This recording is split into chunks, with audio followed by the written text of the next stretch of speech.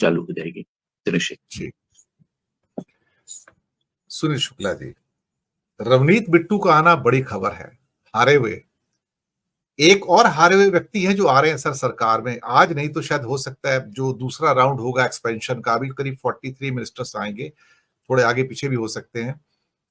उसका नाम है जो अभी से फिगर आउट होना शुरू हो गया, लोग शॉक में हैं, अन्नामलाई सर, तमिलनाडु से हारने के बाद भी। यानी कि तमिलनाडु को रिप्रेजेंटेशन दिया जा रहा है, पंजाब को रिप्रेजेंटेशन दिया जा रहा है। तो मुझे लगता है कोई लंबी सोच है इसके अंदर, क्योंकि जिन राज्यों में ये हारे हैं, बुरी तरह से हारे हैं, पंजाब में एक भी सीट नहीं है, तमिलनाडु में भी एक भी सीट नहीं है, और केरला के अंदर इनके पास एक सीट आई है। तो अगले दौर के अंदर जो गोपी जीते हैं त्रिशूर से, वो भी मंत्री बन सकते हैं, मैं आपको बताऊं। तो ये कुमार स्वामी को बना दिया गया मंत्री यहां पर। मुझे लगता है कि एक चीज तो बड़ी क्लियर हुई है इसमें कि मोदी सरकार दफन हो गई है और एनडीए सरकार बाहर आई है, क्योंकि मोदी सरकार की बातचीत मोदी जी भी नहीं कर रहे हैं, बार बार एनडीए वर्ड का यूज हो रहा है। एनडीए तो 10 साल से कब्र में था, तो निकाल के लेकर आए हैं। लेकिन कुछ आश्चर्यजनक नाम जो निकल कर आ रहे हैं, मुझे लगता है कि शायद ये कुछ बहुत आगे की सोच कर प्लान है कि तमिलनाडु को इग्नोर नहीं करना है और उसको इनकॉर्पोरेट करके चलना है। और हो सकता है उसमें जो उनके एक मेजर पार्टनर थे रामोदास, जिसका पीएम के पार्टी था, हालांकि 39 में से 21 सीट पे बीजेपी गठबंधन की सीटें जब्त हुई हैं, जमानत जब्त हुई है सर। मैं आपको बता दूं, आज ही मैंने उसका एपिसोड भी किया है। तो उसमें बीजेपी के कुल 19 जो उन्होंने सीटें लड़ी थी, 19 में से 4 व्यक्ति ऐसे थे जिन्होंने पार्टी दूसरी थी, लेकिन बीजेपी के चिन्ह के ऊपर लड़ा था। तो बीजेपी के चिन्ह पे लड़ने वालों में से 11 लोगों के डिपॉजिट जब्त हो गए सर वहां पे। उसके बावजूद भी अन्नामलाई का नाम आ रहा है दूसरी लिस्ट में, और कुछ और लोगों के नाम आ रहे हैं। That shows a different kind of thinking on part of mister Modi sir. और बाकी बिना क्या कहते हैं कि बहुमत के, हो सकता है अन्नामलाई और रवनीत बिट्टू को राज्यसभा के रास्ते से लाया जाएगा, ताकि बीजेपी को उन राज्यों में स्ट्रांग बनाया जाए। और जो पूरी पिक्चर निकल के आ रही है, मैं आपकी टिप्पणी चाहूंगा सुनील जी। धन्यवाद दिनेश जी। तो ये तो है, सही है कि तमिलनाडु को छोड़ेंगे नहीं, तमिलनाडु से लोगों को लाएंगे, पंजाब से भी लाएंगे, क्योंकि पंजाब में भी जब अकाली दल का सहारा नहीं रह पाया, अब अपने बूथ राजनीति करनी है तो, और दल बदलों के सारे राजनीति करानी है, तो बिट्टू को भी लाएंगे। बिट्टू एक बड़ा चेहरा है वहाँ की राजनीति में, पूर्व मुख्यमंत्री के साथ एक ग्रैंडसन है, तो वो तो होना, अगर उनको ला रहे हैं तो इसमें कोई आश्चर्य नहीं होना चाहिए। केरल की जहां तक बात की आपने, तो केरल बीजेपी नहीं जीती है, वो अनिल एंटोनी जीता है। एके एंटोनी की विरासत के साथ वो आगे बढ़ा है, और मैं उसको बीजेपी की जीत नहीं मानने के लिए तैयार हूँ। वो सर जीतने वाले गोपी हैं सर, त्रिशूर से। नहीं, एंटोनी शायद नहीं सर, गोपी जीते हैं त्रिशूर से सर। एंट्री तो हारे हैं सर, अनिल एंट्री हारे हैं सर। पटनम थिट्टा से एके एंट्री हारे हैं सर। अनिल एके एंट्री के बेटे जो अनिल एंट्री, वो हारे पटनम थिट्टा से। मुझे कॉन्स्टिट्यूंसी पता है उनकी। त्रिशूर से जो उनके केरला के स्टार है ना, फिल्म स्टार हैं, गोपी जो है, वो जीते हैं सर। वो जीते, हाँ, गोपी जीते हैं सर। तो वही, उसमें वो बीजेपी का कोई जन समर्थन वहां बढ़ गया हो, ऐसा मुझे नहीं लगता। खैर, जहां तक आपने ये बात की कि अपने बूते मैंने जेडीयू और टीडीपी से निर्भरता खत्म करने की भारतीय जनता पार्टी कोशिश करेगी, तो यह कोई आश्चर्यजनक भी नहीं लगना चाहिए, बिल्कुल कोशिश करेगी। और वह लेकिन सवाल यही है कि लाएगी कहां से। 7 निर्दलीय हैं, जिसमें 2 जेल में है, बल्कि 3 साथ जेल में। उसमें 2 जो पंजाब वाले हैं, मुझे नहीं लगता कोई उनको अपने साथ लेने की कोशिश करेगा जी। मुझे नहीं लगता कि जो निर्दलीय उम्मीदवार जीत करके आ रहे हैं बारामूला से, जिन्होंने नेशनल कॉन्फ्रेंस को हराया है, उमर अब्दुल्ला को और महबूबा को, वो बीजेपी को समर्थन करेंगे। मुझे नहीं लगता कि लद्दाख का जो के एमपी हैं वो बीजेपी को समर्थन करेंगे। पप्पू यादव तो करने का कोई सवाल ही नहीं पैदा होता। सांगली के जो सांसद हैं वो कांग्रेस के साथ पहले से चले गए। अब जो छोटे छोटे दल हैं, वाईएसआर कांग्रेस की बात, ये आपकी बात लगातार कही जा रही है, ये चर्चा में भी है कि उस पार्टी को तोड़ करके कांग्रेस अपने साथ मिला सकती है। ये उन्होंने पहले भी किया था, लेकिन वो जो मिलाने की ताकत पिछली बार थी वो आज नहीं है। पिछली बार जो एक एब्सोल्यूट पावर थी, उसमें आपको किसी के सहयोग की आवश्यकता बिल्कुल नहीं थी। वो स्थिति आज की तारीख में नहीं है। आप इस समय तो निर्भरता है ही है, और अगर आप वाईएसआर कांग्रेस का सहयोग बाहर से लेंगे तो टीडीपी का सहयोग क्यों बना रहेगा, एक अलग तरह का संकट पैदा होगा वहां। अभी जो छोटे छोटे दल हैं जो एनडीए के बाहर है, उनमें से अधिकांश ऐसे हैं जो भारतीय जनता पार्टी के खिलाफ राजनीति करते हैं, वह भारतीय जनता पार्टी के साथ मिलकर राजनीति नहीं करते।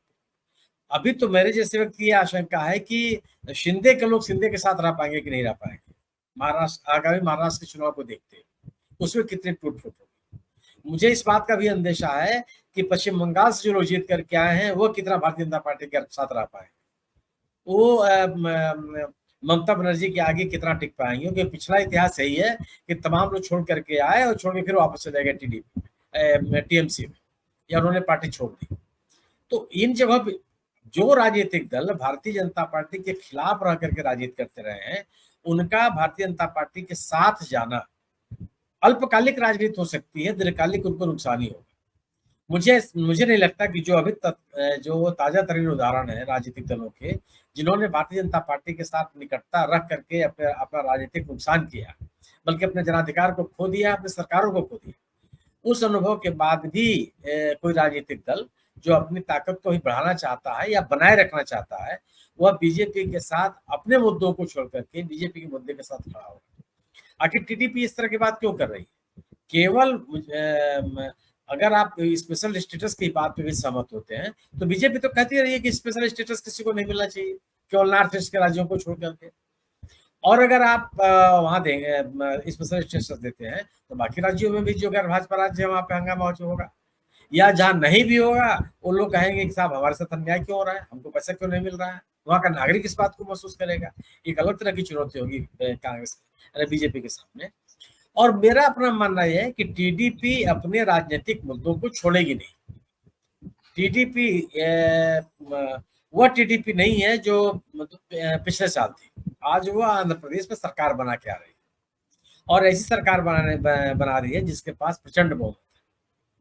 और उस आंध्र प्रदेश में स्थिति है कि भारतीय जनता पार्टी को अगर अपना पाव जमाना है दक्षिण के राज्यों में, तो आंध्र प्रदेश में वह टीडीपी के माध्यम से ही जा सकती है।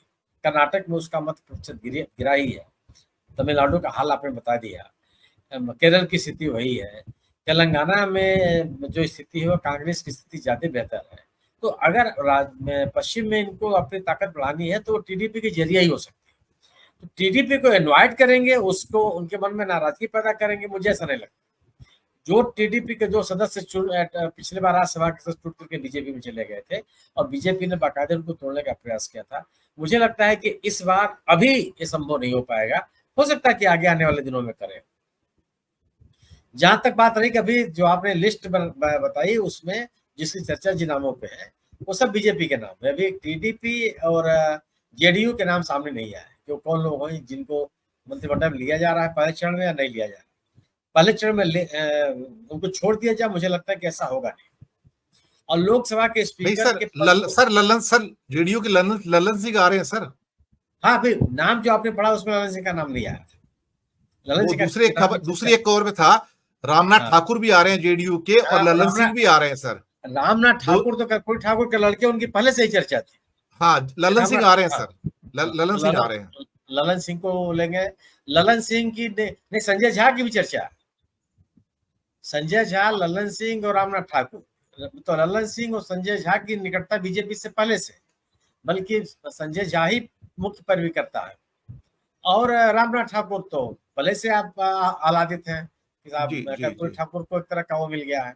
तो तीनों के तीनों ऐसे लोग नहीं है कि जो जेडीयू के लिए पैरोकार है, वो अपने लिए और बीजेपी के ही पैरोकार ज्यादा है, उनके ही उस पर चलने वाले लोग हैं। तो एक तरह से बीजेपी में जो कुछ भी का जो बीजेपी के साथ जेडीयू के संबंधों की जहां तक बात है उसमें नीतीश कुमार का क्या रवैया होगा यही प्रमुख है। लेकिन टीडीपी अभी उसको हैंडल करना टफ टास्क है। जिस तरह की राजनीति करते हैं चंद्रबाबू नायडू, जिस सोच और जिस शैली के व्यक्ति हैं वह इतना आसानी से हैंडल होने वाले व्यक्ति नहीं जितना मैं उनको समझ पाया। एक हार्ड बार्गेनर है वो, और टीडीपी पे हाथ डालना मुझे लगता है कि अभी इतना आसान नहीं होगा, क्योंकि टीडीपी से विवाद पैदा करने का मतलब कि एक राज्य से भारतीय जनता पार्टी को अपने आप को विड्रॉ करना पड़ेगा, फिर इनके आगे बढ़ने की कोई जगह बचेगी नहीं।